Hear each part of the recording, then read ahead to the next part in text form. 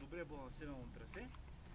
Най-висок резултат от кръг 28 точки, което означава 2 пропуска, който е повторен 2 пъти от двама различни участници. На трето място с 50 точки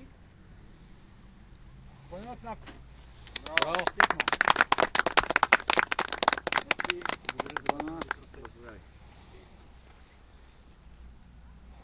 С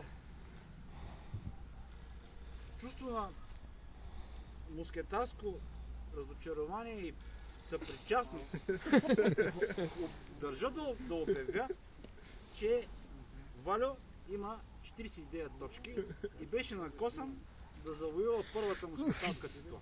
Нарочно го направиш, защото трябва да се настрелвам с Панчо. На второ място с 53 точки Милен. Браво!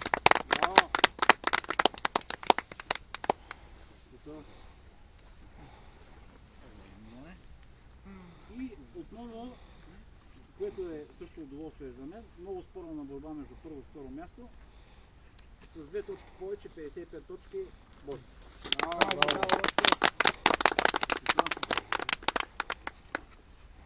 Но лауреатите честито.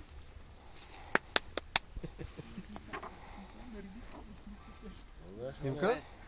Снимка. Айде се той обща снимка. Браво! Айде съберете се за обща снимка и така. Обща снимка на всички. Айде, да снимахте ли се? Доколкото могат да хванат. Весо фотоапарата.